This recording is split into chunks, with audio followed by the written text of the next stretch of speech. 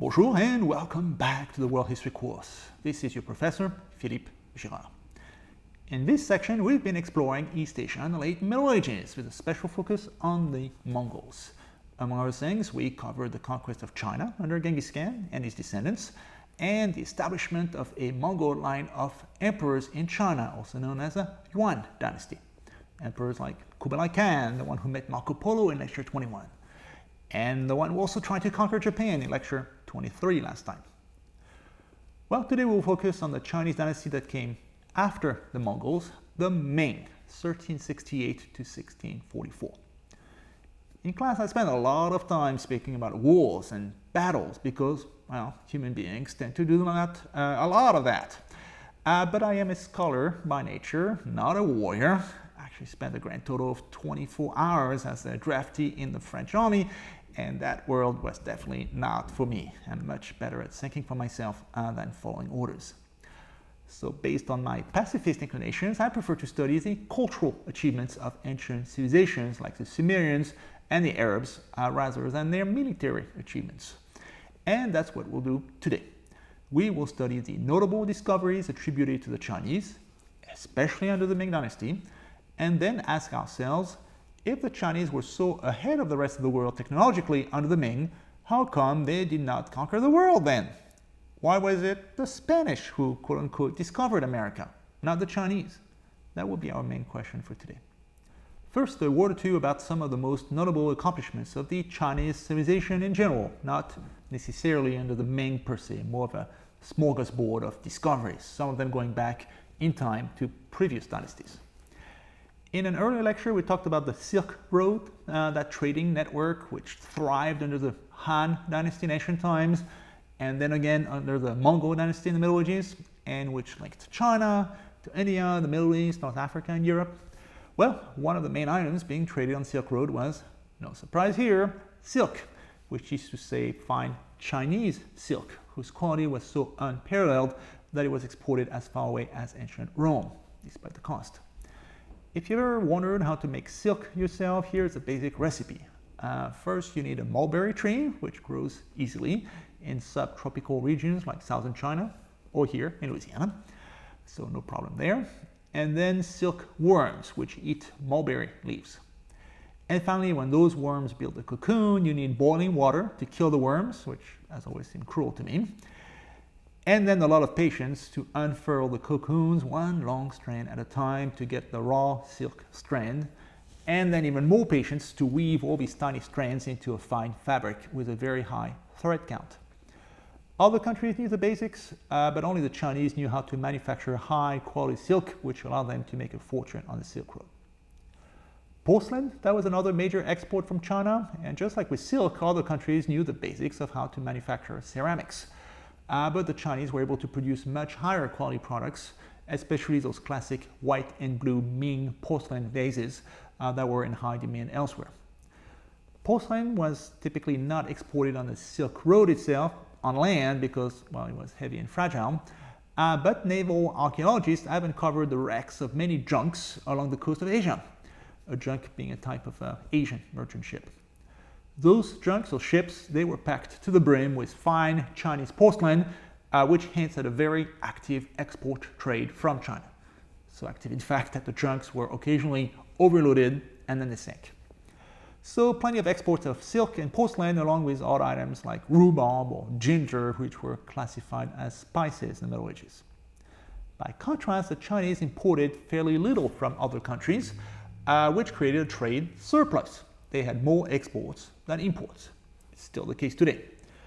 Nowadays, the Chinese simply buy US Treasury bonds to make up the difference, but in ancient times, the balance of trade was paid off with gold and silver, and so year after year, precious bullion would accumulate in Chinese coffer. Beyond precious coins, the Chinese also used paper money. And this may not seem odd to you because you probably have a $20 bill in your pocket and you've never thought much about it. But paper money is a profoundly weird innovation when you think about it. When Marco Polo told the people of Venice that the Chinese used paper money, they just simply would not believe him. Think about it. Someone gives you a piece of paper with $20 written on it, and you accept it as payment for $20 worth of goods, even though the paper itself is worth pennies. Why? That's called fiat money. Fiat meaning trust, having faith in somebody. You trust the system enough to believe that this piece of paper is actually worth $20, that there is no counterfeit money and little inflation, and that the US Treasury will always stand by its currency, which is not a given. In my home country of France, paper money was launched in the early 1700s when it was backed by the assets of the Mississippi Company, which is to say the colony of Louisiana. And when it turned out that Louisiana was not a profitable colony, the paper money that was based on that colony turned out to be worthless. A century later, during the French Revolution, France again created paper banknotes, the assignats, which were backed at that time by the assets of the Catholic Church. But the government messed up again by printing way too many of these banknotes, and that led to runaway inflation, and banknotes were a disaster again.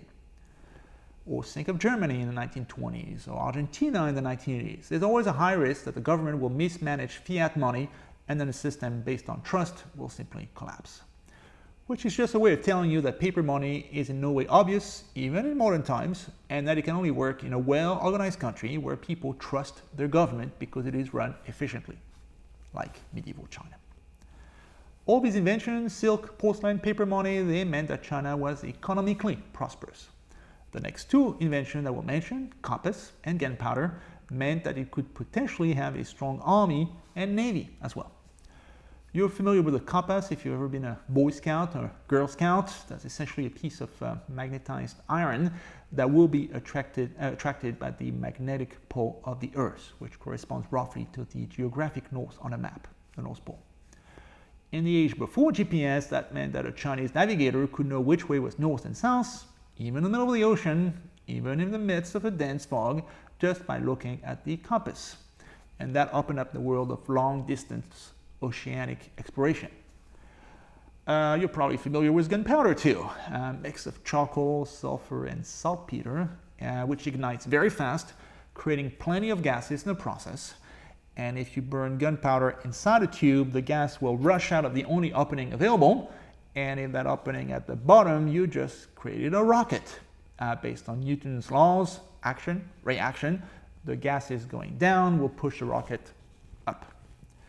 Either that, or you could just insert a projectile inside the tube, and that projectile will be ejected very fast by the gases trying to escape from the tube, and you get a cannon or a gun.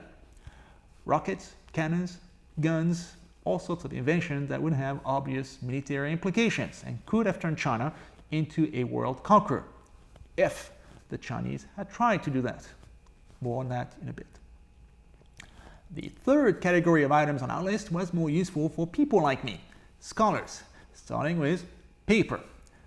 Remember from the first section that writing first appeared in ancient Sumeria, Iraq today, and back then people wrote on clay, or they carved their glyphs into stone like the Code of Hammurabi or the Rosetta Stone, which was pretty cumbersome and expensive. Papyrus in Egypt was cheaper, but not very lasting, except in the dry environment of Egypt. So in medieval Europe, vellum, also known as parchment, was king. Vellum is animal skin from a lamb or a cow, or even a human. I just read in a book indicating that some books were once bound in human skin. Vellum, the regular kind, that was pretty sturdy. I actually have handled some parchments in the archives that were centuries old, and they were in perfect shape. But vellum was also expensive. If you need to kill a lamb every time you want to write a letter or a poem, that's not cheap. Paper, by contrast, is both cheap and durable. It's made with some kind of fiber, wood, cotton, fabric, which is mixed with water and turned into a pulp, pressed and dried, and voila, very easy. And yet, as long as it's not too acidic, paper will last for centuries.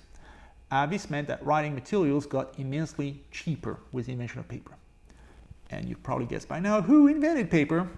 The Chinese. Another obstacle to the diffusion of knowledge was that books were handwritten. So a book like a medieval Bible might require a year's worth of work from a medieval monk just for the writing, plus maybe another year from a monk artist if you wanted illuminations as well, drawings.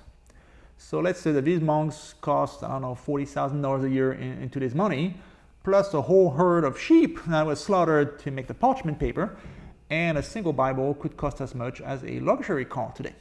So a very rich library in the Middle Ages might consist of a single shelf of books, which sharply limited the diffusion of knowledge. And there's another Chinese invention, the wooden block. Simply put, it's just a block of wood, where a craftsman etched a page of writing in reverse. And that carving would take time to make, but once the block was made, all you needed to do was to dip it in ink, press it on a piece of paper, and just repeat the process. This way, a single page could be easily reproduced hundreds of times with minimal effort.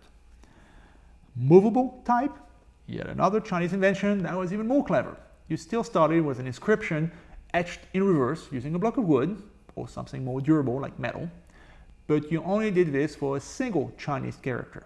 And this way, the various individual blocks could be assembled in a myriad ways and rearranged depending on what page you wanted to print, and then reassembled in a different way for a different book. That's the basics of printing, which would later be refined by Gutenberg in Renaissance Germany. So the point I'm getting at is that with cheap paper and a basic printing system, China could easily spread knowledge among its people. And it did, even though its writing system was rather complex and unwieldy. In this class, I've often used architecture as a proxy to gauge the greatness of a civilization. The Hagia Sophia for the Byzantines, for example, or the Golden Pavilion for the Japanese. The two most notable Chinese monuments, both of them built and refined over centuries, including the Ming, were the Great Wall in the north and the Grand Canal in the southeast. The Great Wall was designed to keep nomadic horse people at bay, people like the Mongols, with varying degrees of success, obviously. And the Grand Canal was designed to connect the various rivers of China, which generally flow from west to east, with a canal that would flow from south to north. And this way, there would be no need to even go down to the ocean and back up another river. The canal would connect the main inland cities of China directly. Notice that these two architectural achievements were both inward-looking. One, the Great Wall, was designed to keep outsiders away. And the goal of the other, the Grand Canal, was to avoid having to go on the ocean at all. So this hints at an isolationist culture, which could be an issue in the long run. Again, more of that in a moment. In an earlier section of this course, I covered one of the great minds of all time, the Chinese philosopher Confucius. So let me recap some of the main points I made in the last lecture. So the goal of Confucius was to create a harmonious society by convincing all the members of society, father and son, emperor and subject, husband and wife, to obey and respect one another, and to do what was expected of them. On the positive side, this made Chinese society unusually stable over the long run and also well run. The bureaucrats were recruited among the best and the brightest, and they were expected to rule China for the benefit of the people. On the downside, Confucian philosophy was very conservative. It frowned upon change. Confucius also depicted soldiers and merchants as evil non-producers, which could be an issue when much of world history was made by people trying to conquer or trade. So to oversimplify a little bit, China was a stable, well-run, cultured society, but also one that was inward-looking and unwilling to change or expand, based on those Confucian principles. Maps of China tell the same story. Chinese geographers placed their country in the middle of the map, leaving very little room for the outside world on the margins. China was literally nicknamed the Middle Kingdom. And everybody else beyond China was described as a barbarian, the same expression used by the ancient Greeks, who were similarly smart and condescending toward outsiders. You can tell a lot about the country's mindset by looking at its map, whether it's the Eurocentric worldview of a Mercator projection or the down-under vision of the Australians. Now that I've given you some general ideas on Chinese innovations before and during the Ming, let's focus on that dynasty in particular, its political history. The Chinese dynastic system is a tad more complicated than the Japanese system we studied last time. In Japan, there was only one dynasty, the Yamato emperors, and that was it. But China had many dynasties, the Song, the Yuan, the Ming, the Qing, etc. Civil wars, famines, epidemics, or outright foreign invasion, that regularly brought a line of emperors to an end, leading to a period of chaos until another powerful family united the country yet again. For our purpose today, the previous dynasty was the Mongol dynasty, aka the Yuan dynasty, which began in 1279 when Kublai Khan finished the conquest of China, begun by his grandfather Genghis Khan. And that dynasty lasted less than a century, and you're already familiar with some of the horrors that accompanied it. The brutal Mongol conquest, the plans to eradicate the whole Chinese population, and then the Black Death epidemic on top of that. But also some of the good things that came with Mongol rule. Kublai Khan was keen on learning from Chinese culture, including Buddhism and Taoism, how he promoted trade and diplomacy through the Silk Road, and how he hired many non-Mongols in his administration. At least for a while. As years went by, he and later Mongol emperors grew increasingly dismissive of the Chinese subjects, and they also wasted a lot of life and treasure in pointless wars with Mongol rivals or the Japanese or Vietnamese. So, in a nutshell, ethnic Chinese would regard the overthrow of that Mongol dynasty in 1368 as a kind of great national victory. Finally, the foreign barbarians, the Mongols, were expelled, and the Chinese were finally ruled by a native dynasty, the Ming. And that dynasty also presided over a period from 1368 to 1644, which is widely regarded as the golden age for China in terms of culture and prosperity. In fact, the dynasty after that, the Qing, they were ruled by another set of northern invaders, the Manchu, and then the communists took over in the 20th century, so the Ming dynasty was the last dynasty of truly Chinese emperors who were truly native to China. We'll focus on two emperors from that Ming dynasty. The first, Zhu Yangzheng, took on the name of the Hongwu Emperor when he became emperor. So remember him as the Hongwu Emperor, or simply the founder, because he was the one who expelled the Mongols and created the Ming dynasty. Also, don't try to model your pronunciation of Chinese after me, because I don't speak Mandarin, so you're just hearing a French guy saying a Chinese word with an English accent, and I'm 100% certain that it is not accurate. So what did the Hongwu Emperor do after seizing power in 1368, after expelling the Mongols? Well, consolidating power, of course. He had just seized the throne by expelling the rightful emperors, the Mongols, so he was understandably insecure, and he saw enemies everywhere. So Hongwu organized a series of purges, and a purge can be a medical term where you're trying to expel some elements from your body. I'll spare you the details. Or a purge can be a political term, and that means to get rid of your enemies, which is what Hongwu did after seizing power. And I mean a lot of enemies. Ministers, generals, local nobles, partisans of the old Mongol Empire, and their spouse, and their kids, and their second cousin once removed. All in all, Hongwu probably killed 100,000 enemies over the course of 4 main purges. A little digression, if I may. You probably know Mao Zedong, the murderous communist dictator who ruled China in the 20th century. Well, he was very fond of reading books about Chinese history, especially the Ming era, and especially Emperor Hongwu. So now you know where Mao Zedong and the communists got the idea of purging their own enemies. After he seized power, the Hongwu Emperor focused on expelling the Mongols from China and then establishing a centralized government within China. So he forbade military expeditions abroad to Korea or Japan, and he told his subjects that they were not allowed to go to sea ever, whether during his reign or during the reign of his successors. So his reign was a big change from the previous Mongol rulers who were always looking for people to invade or trade with. He was more inward looking. Well, that law by Hongwu about non-intervention abroad and non-trading only lasted so long. Let's talk about one of his successors, his son Zhu Di, who took on the name of Yongle as emperor. I call him the rebel. Well, Chinese male emperors, they were polygamous, and Yongle was only the 4th son of the Hongwu Emperor by a lesser concubine on top of that. So normally Yongle should never have ascended to the throne. When the Hongwu Emperor died, his oldest son, by the main wife, took over as Ming Emperor. But the younger son, Yongle, despised his older brother because he was bookish and unsuited to the throne, according to Yongle at least. And Yongle always thought that he should have succeeded his father as emperor. Plotting against the emperor was dangerous business, obviously, so Yongle hid his intentions well. He even pretended to be mad so that his older brother would let down his guard. and Yongle spent much of his youth in northern China near Beijing, which was safely far away from the imperial capital in Nanjing and conveniently close to the imperial army guarding the northern border, so that Yongle could cultivate some allies in the military. And then, when the timing was right, Yongle went on the offensive. He attacked the imperial capital of Nanjing and seized the throne from his older brother in 1402. It's still the same Ming dynasty, since both brothers came from the same family. So then he took on the name of Yongle as emperor, and that means a lasting joy. But again, I prefer to call him the rebel. Rebel because he usurped the throne from his older brother, obviously, but also because Yongle violated every norm set by his father, the founder of the Ming dynasty, and indeed by Confucius himself.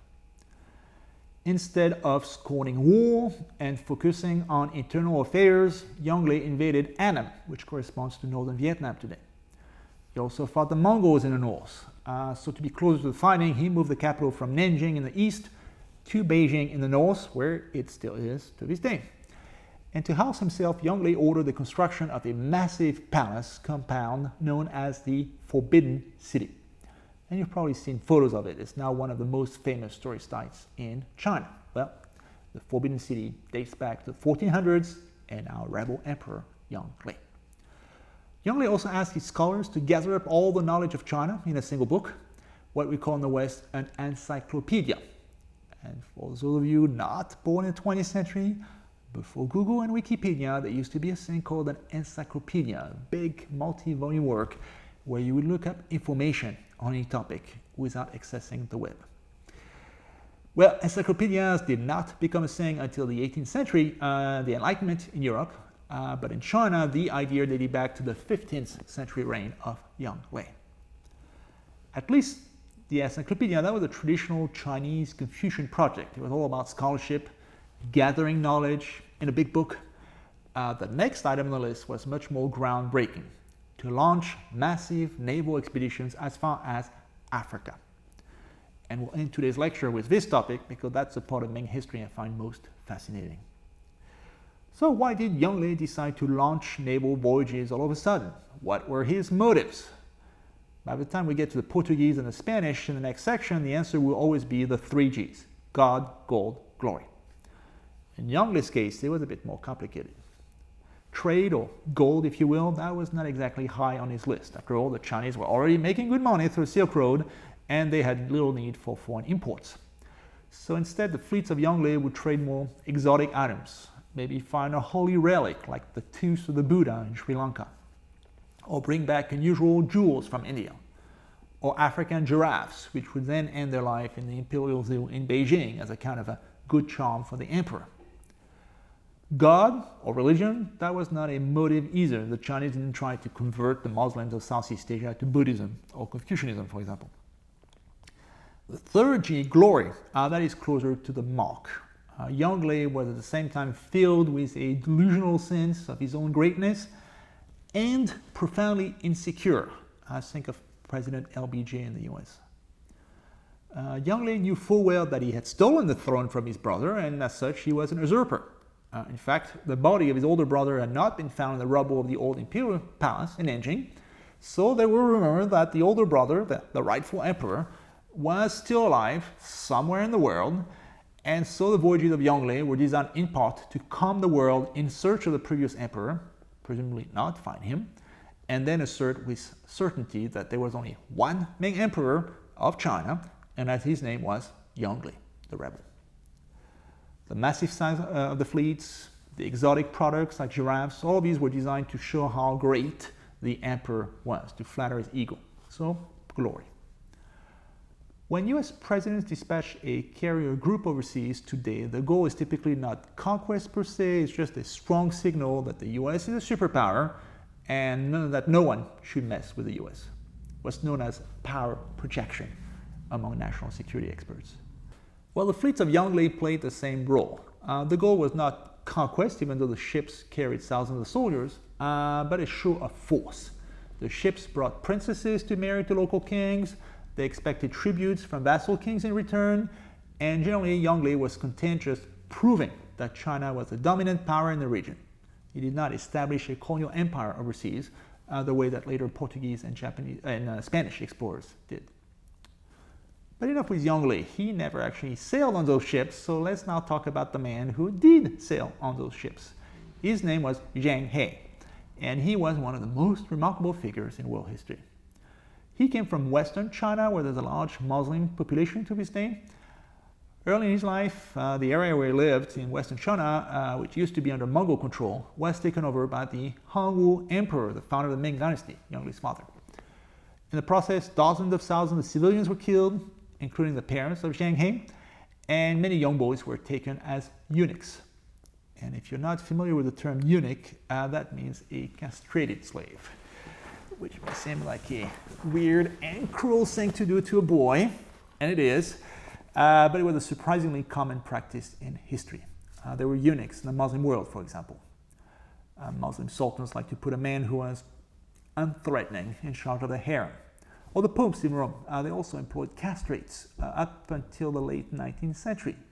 The idea there was to modify the flow of hormones just prior to puberty so that male singers would keep their precious little boy voice into adulthood when they sang at church. Again, very twisted. Well, in China, eunuchs had another rationale altogether. Chinese emperors were always afraid of rivals who might overthrow them, so they preferred to hire top bureaucrats, the eunuchs, who could not produce sons. This way, however powerful a eunuch might become in his lifetime, he could never start a dynasty of his own and challenge the might of the emperor. So the eunuchs of China, even though they began their lives as war captives, they could reach the highest levels of government. And Zheng He is a great example of that. As a boy, he was assigned as a servant to the young Yongle, and that's when the two developed a close relationship. And so many years later, when Yongle became emperor and decided to launch his fleets, the man he selected as admiral was the man he trusted the most, the eunuch servant of his childhood, Zheng He. From war captive and eunuch to admiral of the greatest fleet ever. Really an incredible journey. Despite all the prohibitions introduced by the Hongwu Emperor, China had a long and proud naval tradition.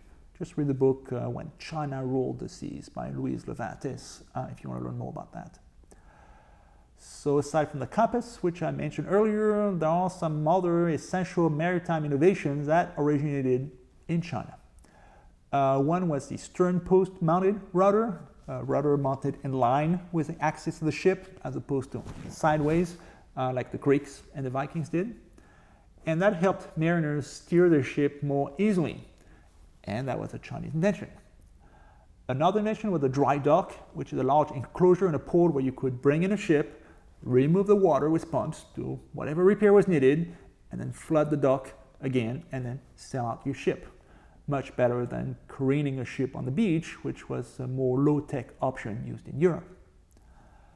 Another Chinese invention, that was the watertight compartment, also known as bulkhead. And that means dividing your ship into several internal compartments so that if you ever hit a rock or an iceberg, only part of the hull is flooded and the ship retains its buoyancy. Many of these innovations were not introduced into Europe until the 19th century, so the fleets used by Zheng He, they were centuries ahead of their time. The ships used by Zheng He were also notable in their own right. The largest of them, known as the treasure ships, they were 9-masted behemoths that were over 400 feet long. These were some of the largest wooden ships ever built. Zheng He also used 8-masted ships for horses, 7-masted supply ships to carry food, 6, 5, 4, and so forth. And in all, he had over 300 ships in his fleet. In previous history class, I'm pretty sure you've studied Christopher Columbus, right? And you may even remember the name of his ships, the Santa Maria, the Pinta, and the Nina. So 3 ships instead of over 300 for Zheng He. And the ships of Columbus were much smaller too. His largest caravel had just 3 masts and was just 100 feet long, whereas the treasure ship of Zheng He had 9 masts and was over 500 feet long. The Chinese fleet also came almost a century earlier. Zheng He's voyages lasted from 1405 to 1435, whereas Columbus first set sail for the Caribbean in 1492. The destination was also different. Some scholars, like Gavin Menzies, have argued that some Chinese ships crossed the Pacific and made it to Central America long before Columbus, but this has not been proven with 100% certainty, far from it. What is certain, however, is that the Ming made 7 large voyages to Southeast Asia, India and Sri Lanka in South Asia, the Middle East, and as far as Kenya and Tanzania in East Africa. Not exactly voyages of exploration per se, since all these areas were already known to the Chinese, but impressive voyages nonetheless. In the class, I like to make my students think about similarities and differences between various societies, how feudal France compared with feudal Japan, for example, or how Judaism, Christianity, and Islam shared similar roots. That's the essence of world history. So take a piece of paper and draw 3 columns, one for the Ming voyages of Zheng He, one for the Spanish voyages initiated by Columbus, and one for the Portuguese voyages of Vasco da Gama around Africa. And if you've never studied these other explorers before, maybe come back to this assignment later in the class, because we're going to cover the Spanish and the Portuguese explorers in due course. So assuming you know the answer, what were the motives of these various explorers? What do you have on your piece of paper? Well, the 3 G's on the European side: gold, God, glory, and ultimately colonization. Exotic items, personal aggrandizement, and power projection on the Chinese side, right? What about the types of ships? Small caravels on the one hand, massive treasure ships on the other. What about the destination? Getting to the Spice Islands on the one hand, and bumping into America along the way in the case of Columbus. Visiting Asia and Africa on the other side for the Chinese. What about the time frame? Roughly 1500 for the Iberian voyages, early 1400s for the Chinese ones. What about the end date of these voyages? That would be 1435 for the Chinese voyages. And as far as Spain and Portugal, well, that's a trick question. Spanish and Portuguese ships still cross the Atlantic today. And ultimately, that's the main difference between the Spanish-Portuguese voyages on one hand and the Ming voyages on the other. Columbus and his successors never stopped. They conquered, they pillaged, they traded, and then they came back for more, all throughout the colonial era. But the Chinese stopped after just 30 years and 7 voyages, which begs the question, what happened? Well, for one thing, the Ming voyages made no economic sense. The Spanish fleets were small, they were cheap, and they made money, especially when the conquistadors got to Mexico and Peru, where there was plenty of gold and silver. Same thing with the Portuguese fleets when they found a route to the spice markets of India and Indonesia. By contrast, the Chinese fleets were enormous and costly, and they brought back little value, things like giraffes and the tooth of the Buddha. So whatever was actually worth something went straight into the coffers of the emperor, who used the proceeds to build a magnificent pagoda made of porcelain, which has since been destroyed too. So not a good investment. Because the Chinese fleets were mostly designed to satisfy the ego of Emperor Yongle, they did not outlast his reign by much. His successor, as Ming Emperor, launched one last voyage, during which Admiral Zheng He died. And then the later Ming Emperor simply pulled the plug. The Confucian faction in the court, which always looked down on trade, exploration, and conquest, reasserted its influence in the later Ming period and lobbied against further long-distance exploration. So later generation of Chinese emperors, whether it's the Ming or the next dynasty, the Qing, they prefer to trade internally, using the Grand Canal, for example, and let foreigners come to China to buy goods like silk or porcelain. And so the great treasure ships of Zheng He were simply mothballed. By the 1500s, Chinese nationals were no longer allowed to build ocean-going vessels or go on foreign journeys, not even using their own funds, under penalty of death. There is something reassuring about a powerful country that decides not to invade its neighbors and instead prefers to trade peacefully with them. But, and there's a but, this was a key moment in China's history, and not in a good way.